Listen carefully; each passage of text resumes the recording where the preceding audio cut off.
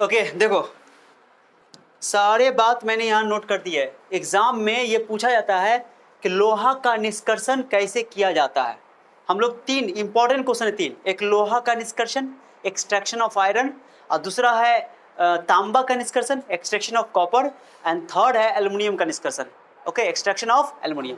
ये तीनों में से कोई एक रहता है ये हर बार बोर्ड एग्जाम में, वो भी कितने में, लॉन्ग टाइम में, जो भी तुम्हारा मार्क्स जितना भी हो लॉन्ग टाइम में, ठीक है। और जिस तरह मैंने पॉइंट बाय पॉइंट लिखाया है इस तरह नोट करोगे और रिएक्शन को लिख लोगे, नंबर एक में नहीं कटेगा।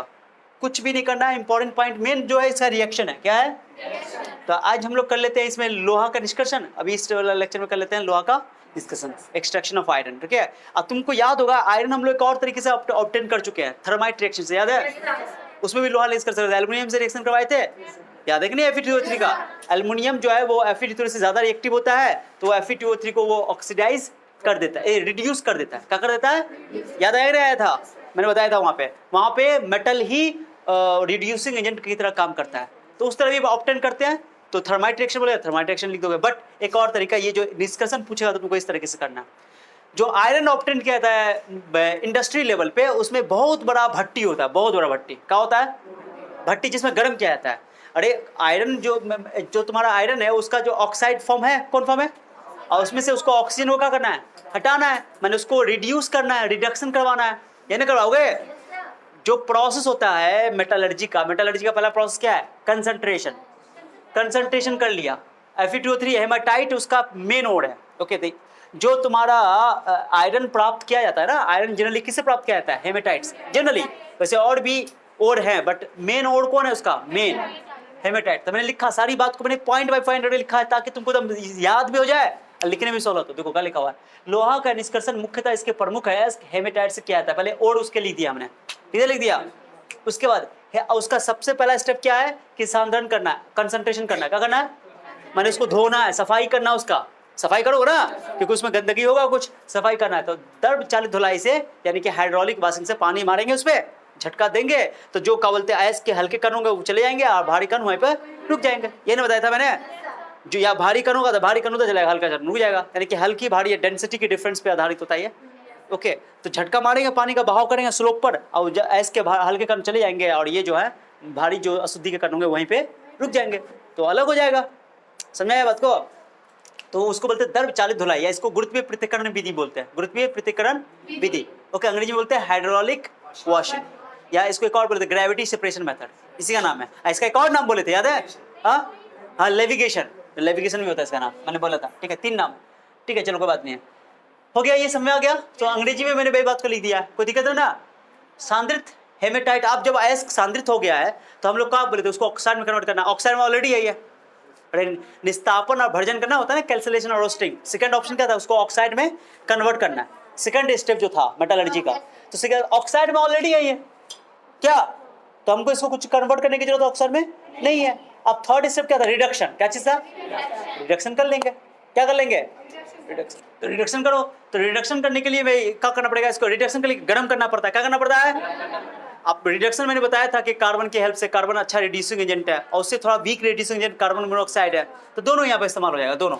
यानी कि कार्बन मोनोऑक्साइड भी इसको रिड्यूस कर सकता है और कार्बन भी।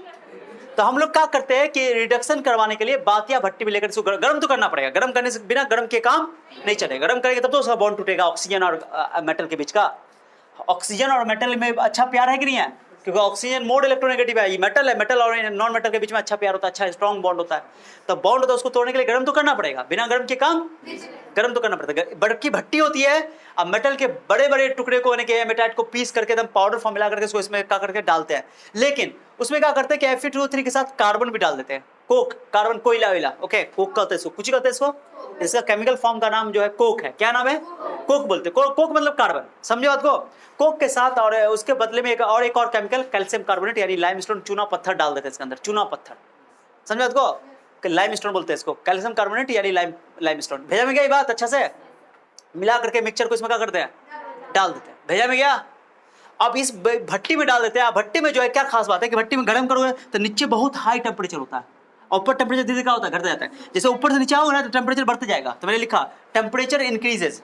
ओके, ऊपर से एरो दे दिया मैंने, एरो दे दिया, एरो तुम भी दिखा दोगे, ठीक है, माने नीचे में बहुत टेम्परेचर होता है, 1600 डिग्री सेल्सियस, 1500 डिग्री सेल्सियस, समझ रहे हो, 1800 डिग्री सेल्सियस, 2000 डिग्री सेल्सियस होता है, और ऊपर जैसे जैसे टेम्परेचर का होता जाएगा घटता जाएगा। तो इसके हर पार्ट में रिएक्शन, अलग अलग रिएक्शन होता है, अलग अलग रिएक्शन होता है। इसे दिखा भी सकते हो, नहीं भी दिखाना हो तो मत दिखाना, गंदा हो जाएगा ज्यादा, ठीक है, दिखाने की जरूरत नहीं है, ज्यादा गंदा नहीं करना है। हर पार्ट में रिएक्शन उसका होता है, भैया में क्या गंदा कर दिया इसको, कोई बात नहीं है, चलो ओके जी। सो ये बहुत इंपॉर्टेंट है, तो मैं इसको फिर से लिख देता हूँ, ठीक है। अब इसके हर पार्ट में रिएक्शन होता है, बहुत सारे रिएक्शन है, तो इसको बोलते हैं ब्लास्ट फर्नेस। क्या बोलते हैं? बाती भट्टी। क्या बोलते हैं जी, सुनिए, हाँ क्या बोलते हैं इसको? बाती भट्टी, ब्लास्ट फर्नेस। तो इस ब्लास्ट फर्नेस में उस मिक्सचर को डाल देते हैं। आपको सर ये तो समझ में आ गया, कार्बन डाल देते हैं, कार्बन समझ में आया, कोक डाल दिए, क्योंकि उसको रिड्यूस करना है, क्या करना है? ऑक्सीजन को छीनना है उसके, ओके। अब कार्बन जब रिड्यूस करेगा तो कार्बन ऑक्सीजन से रिएक्शन करके कार्बन मोनोऑक्साइड भी बना सकता है, और कार्बन डाइऑक्साइड, पता है ना। तो कार्बन ऑक्सीजन से रिड्यूस करेगा तो कार्बन मोनोऑक्साइड, और कार्बन मोनोऑक्साइड अगर रिड्यूस करेगा तो carbon dioxide, maximum carbon dioxide तक जाएगा। पिछला वो जो लेक्चर में बनाया था रिडक्शन वाला, वही बस यहाँ पे यूज होगा, ओके। तो कुछ है नहीं, तो हो गया। अब की बात उठता है, सर लाइम स्टोन को क्यों डाला गया, चूना पत्थर को क्यों डाला? कुछ तो रीजन होगा ना, तो रीजन बताता हूँ। सुनो क्या होता है कि पहली बात, पहले रीजन सुनो। कोक जो तुम डाले हो, क्योंकि नीचे से हवा दिया जाता है, क्या दिया जाता है बोलो? हवा का झोंका, बहुत ज्यादा हवा दिया जाता है। दिखते हो कभी लोहा को गर्म करते हुए उसको, लोहार सबको, तो लोहार क्या करता है, नीचे से हवा उसको ऑक्सीजन देता, तब तो लाल होता है। तो इसलिए यहाँ गर्म करने के लिए, बहुत टेम्परेचर पैदा करने के लिए हवा नीचे से झोंका, हवा का झोंका, क्या बोलोगे? हवा का झोंका डाला जाता है, दोनों इधरों से और इधरों से डाला, हवा का झोंका डाल देता है, ठीक है। हवा का झोंका दिया तो टेम्परेचर अंदर बहुत ज्यादा पैदा होगा, बहुत ज्यादा टेम्परेचर होगा, तो सबसे नीचे टेम्परेचर होगा, ऊपर कम होगा। तो जैसे ही जाएगा तो क्या होगा, जो गौर से देखो, जो कोक डालो, कार्बन ऑक्सीजन से रिएक्शन करके कार्बन बना लेगा, कार्बन मोनोऑक्साइड। ये कार्बन मोनोऑक्साइड जो बनेगा, यही कार्बन मोनोऑक्साइड हेमेटाइट को रिड्यूस करेगा, समझे क्या करेगा? ओके, अपचयित करेगा। अपचयित क्या? आयरन में अपचयित क्या? अब जब ये जानते हो कि एक ऑक्सीजन लेकर जब कार्बन मोनोऑक्साइड रिड्यूस करता है, ये तो बैलेंस रिएक्शन मैंने लिख दिया है, कार्बन मोनोऑक्साइड रिड्यूस होकर कार्बन डाइऑक्साइड खुद बना लेगा, बाकी मेटल। याद है ना रिएक्शन सब? बहुत इजी रिएक्शन है कि नहीं? कुछ रिएक्शन टर्म में कट ऑफ नहीं है, ये तो बैलेंस मैंने कर दिया, बैलेंस तुम लेना, बैलेंस है। तो कार्बन मोनोऑक्साइड भी आयरन को रिड्यूस करेगा, कार्बन भी आयरन को, बस ये कार्बन मोनोऑक्साइड रिड्यूस कब करेगा? कहो सर कार्बन मोनोऑक्साइड तो डाला ही नहीं था हमने, नहीं डाला तो कार्बन मोनोऑक्साइड नहीं बनेगा अंदर। कोक डाला ना, कोक ऑक्सीजन से रिएक्शन करके कार्बन मोनोऑक्साइड बना लेगा। कार्बन मोनोऑक्साइड आयरन को रिड्यूस करेगा, कार्बन भी दोनों रिड्यूस करेगा। तो कुछ कार्बन मोनोऑक्साइड रिड्यूस करेगा, कुछ लो तुम्हारे सामने, कार्बन मोनोऑक्साइड रिड्यूस करेगा तो कार्बन डाइऑक्साइड बनेगा, और कार्बन अगर रिड्यूस करेगा तो भैया में गया, और ये आयरन मिल जाएगा, आयरन मिल गया हमको। ये आयरन पिघला हुआ अवस्था में नीचे बैठ जाएगा, टेम्परेचर ज्यादा ऊपर के नीचे है, कहाँ गलेगा वो आयरन? यहाँ एकदम गल जाएगा, पिघल जाएगा, पिघला हुआ लोहा मिलेगा, पिघला हुआ, कैसा? और वो लोहा काला काला रहेगा, काला काला, इसलिए इसको बोलते हैं पिग आयरन। कौन आयरन? ब्लैक आयरन होता है, पिघला हुआ आयरन काला काला रहेगा, ठीक है, इसको पिग आयरन बोलते हैं, पिग आयरन, ठीक है, ढलवा लोहा, समझे आपको? सो ये पिग आयरन है, ठीक है जी। सो ये आयरन यहाँ पे मिलेगा। अब ये बात क्या है सर, इसके ऊपर ब्लू कलर, ये जो कैल्शियम कार्बन डाले कहाँ से आया? आप सुनो, कैल्शियम कार्बन जो डाले उसका क्या काम है, सुना। अगर मान लो कि तुमने ये जो लोहा डाला, ये जो पीला हुआ लोहा यहाँ पर जमा है, अब ये पीला लोहा, इसमें तो ऑक्सीजन तुम दे रहे हो, क्या दे रहे हो? फिर वो आयरन का रिएक्शन कर लेगा। अरे वो आयरन जो गर्म लोहा है, वो ऑक्सीजन से फिर से रिएक्शन करके फिर हेमेटाइट में कन्वर्ट हो सकता है। हमको मेरा पूरा मकसद क्या हो जाएगा? बेकार हो जाएगा। जो कैल्शियम, और उस आयरन के अंदर एक खास बात ये भी है कि उसके अंदर एक इंप्योरिटी मौजूद रहती है, एक इंप्योरिटी मौजूद रहती है, उसका नाम है सिलिका। क्या नाम है? सिलिका है, ये सिलिका, इसका नाम क्या है? सिलिका। याद है कि नहीं है? मैंने कि आयरन के अंदर सिलिका मौजूद होता है। अब दो काम है इसका, ये जो कैल्शियम कार्बन डालेगा दो काम है। एक काम तो ये कि जो आयरन के अंदर सिलिका मौजूद है, ओके, इंप्योरिटी, उस इंप्योरिटी को खींच करके रिएक्शन करके नया केमिकल बना लेगा। क्या बना लेगा? याद है कि नहीं? ऐसे करते थे हम लोग। कुछ केमिकल इंप्योरिटी होता है, कुछ रासायनिक अशुद्धियां होती है, जिनको हम लोग रसायन केमिकल के हेल्प से ही अलग कर लेते हैं। तो आयरन के अंदर एक सिलिका नाम का तुम्हारा इंप्योरिटी है। अब वो इंप्योरिटी जैसे कैल्शियम कार्बोनेट तुमने डाला, तो कैल्शियम कार्बोनेट कैल्शियम ऑक्साइड में, कार्बन डाइऑक्साइड में टूट जाएगा, क्योंकि गर्म कर रहे हो तुम। तो कैल्शियम ऑक्साइड है, कार्बन, पता है ना, कैल्शियम कार्बोनेट को गर्म करते कैल्शियम ऑक्साइड और कार्बन डाइऑक्साइड गैस बनता है। अब ये जैसे बना, तो ये कैल्शियम ऑक्साइड और सिलिका दोनों मिल करके कैल्शियम सिलिकेट बना लेगा, एक नया सब्सटेंस। ये ऐसा सब्सटेंस है जो पिघला वाला है ना, उस पिघले हुए लोहा के ऊपर जम जाता है, ऐसे करके। कुछ समझिए? एक तो इसके इंप्योरिटी को भी खींच लिया, एक तो आयरन के इंप्योरिटी यानी अशुद्धि को भी खींच लिया, और दूसरा इसको ऊपर से आके तैर रहा है, इसके ऊपर, उसके ऊपर तैर रहा है, यानी कि इसको बोलते हैं स्लैग। क्या बोलते हैं? ये जो बना ना, ये इसका नाम क्या है? स्लैग। स्लैग क्या करता है? स्लैग जो है वो इम्प्योरिटी के साथ रिएक्शन करता है। देखो एक चीज, तो मैंने कौन केमिकल बाहर से डाला था? Calcium carbonate. इसको फ्लक्स बोलते हैं। क्या बोलते हैं? फ्लक्स। ओके, इम्प्योरिटी को खींचने का काम करता है, उसको फ्लक्स बोलते हैं। क्या बोलते हैं? फ्लक्स। हिंदी में क्या बोलते हैं याद नहीं आ रहा है, फ्लक्स को हिंदी में शायद क्या बोलते हैं, परगलन या कुछ भी जो भी है, फ्लक्स से बोलो खाली, याद आना, बाद में नाम देख लेंगे। तो फ्लक्स समझ में आया? क्या बोला मैंने? फ्लक्स।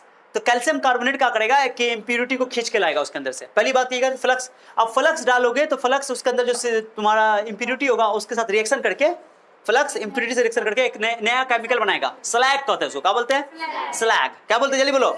हिंदी नाम बोल देंगे, हिंदी नाम टेंशन मत लो, हिंदी नाम बोल देंगे, ठीक है। सो ये फ्लक्स डाला, फ्लक्स इम्प्योरिटी को खींचेगा, कैल्शियम सिलिकेट बना लिया। कैल्शियम सिलिकेट ये स्लैग है। स्लैग क्या करेगा? इसे जो तुम्हारा लोहा, मोल्टन लोहा मिला है, पिघला हुआ लोहा मिला है, उसके ऊपर तैरता रहेगा और उसको ऑक्सीडाइज होने से बचाएगा, उसके उपचयन को रोकेगा। एग्जाम में पूछा जाता है कि कैल्शियम कार्बोनेट क्यों डालते हैं? बातें भट्टी में लोहा के निष्कर्षण में कैल्शियम कार्बोनेट या चूना पत्थर का इस्तेमाल क्यों किया जाता है, लाइमस्टोन का इस्तेमाल क्यों किया जाता है? ये बोलोगे, दो फायदा। एक तो आयरन के अंदर सिलिका नाम का इम्प्योरिटी मौजूद है ना, तो उसको उस इम्प्योरिटी को बाहर निकालने में। दूसरा कि जो मोल्टन स्टेट में, जो बातें भट्टी में सबसे नीचे हमको लोहा मिला, पिघला हुआ लोहा, मोल्टन आयरन, उस आयरन को ऑक्सीडाइज होने से क्या करता है? बचाता है, उपचयन होने से उसको। अब ऑक्सीजन से इसका कॉन्टेक्ट रिएक्शन ही नहीं करेगा, क्योंकि उसके ऊपर कौन जम गया है? कौन जम गया है? स्लैग। अभी स्लैग बाहर से इसको इस वाला पाइप से निकाल लेंगे, ये वाले लोहा, मोल्टन लोहा को इस वाला पाइप से निकाल लेंगे, अलग अलग लोहा से। समझ में आया बात? ढंग से समझ में आया? सारी बात समझाए? एग्जाम में पूछे लोहा का निष्कर्षण बताओ, तो पहले एस लिख दोगे, पूछे ना पूछे एस का नाम, फिर भी तुम क्या करोगे? लिख दोगे। ये हेमेटाइट है, ये तुम्हारा सिरेडाइट है, जो भी है, मैग्नेटाइट है, सॉरी मैग्नेटाइट। लोहे का निष्कर्षण मुख्यतः इसके प्रमुख ऐसे क्या आता है? Iron is mainly extracted by its main ore hematite ore is concentrated by hydraulic washing, या इसको ग्रेविटी सेपरेशन मेथड भी कहते हैं। Concentrated hematite ore is heated in blast furnace with the mixture of carbon and limestone, या coke भी बोल सकते हो। The following reaction take place in the blast furnace. ये इसी रिएक्शन को लिख देना है। समझ आया बात को? सिलिका क्या है तुम्हारा? सिलिका इम्प्योरिटी है, और जो कैल्शियम कार्बन डालो क्या? फ्लक्स है। फ्लक्स क्या करता है? इम्प्योरिटी को, वो गिर गया, ओके, भेजा में गया अच्छा से।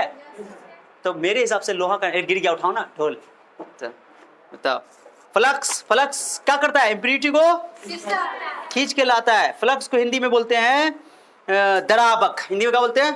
दराबक। ओके, और जो स्लैग बनता है, स्लैग को हिंदी में धातुमल बोलते हैं। धातुमल, हिंदी में क्या बोलते हैं इसको? धातुमल। ठीक है जी। धातुमल क्या होता है?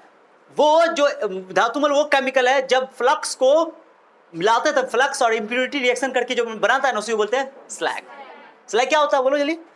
फ्लक्स जो इम्प्योरिटी को बाहर निकालने के लिए इस्तेमाल किया गया था, फ्लक्स और इम्प्योरिटी मिल करके एक नया केमिकल जो बना था, उसी को क्या बोलते हैं? स्लैग। ठीक है, यहाँ पे फ्लक्स कौन था? कैल्शियम कार्बन, उसमें से कैल्शियम ऑक्साइड निकला, और ये फ्लक्स का काम कर गया। किसका काम कर गया? फ्लक्स का काम कर गया, द्रावक का। और ये इम्प्योरिटी है, दोनों मिल करके कैल्शियम सिलिकेट बना दे, स्लैग। स्लैग इसके ऊपर पिघली हुई लोहा के ऊपर तैर रहा ऊपर जमा हो गया, उसके ऊपर एक लेयर बना दिया और उसको ऑक्सीडाइज होने से बचा दिया। ठीक है, समझा बात को? समझा अच्छा से?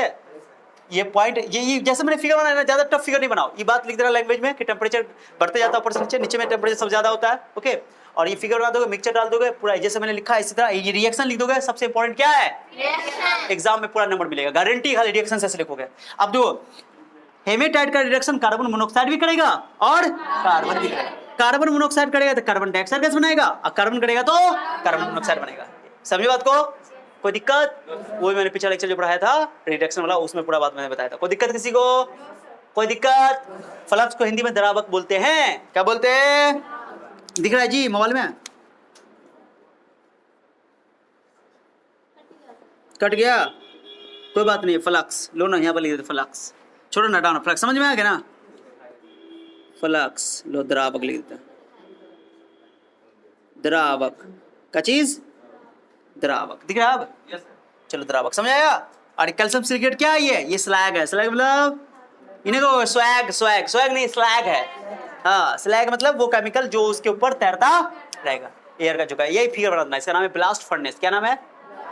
बहुत बड़ी भट्टी होती है, तो अभी तो बनाए तो ना, बड़ा भट्टी होता है। अंदर जाओगे तो अंदर तुम पिघल जाओगे, इतना गर्मी रहता है इसमें, इतना टेम्परेचर रहता है, समझ बात मेरा, गल जाओगे। लोहा गल जाता है तो हमारे लोग का क्या हाल होगा।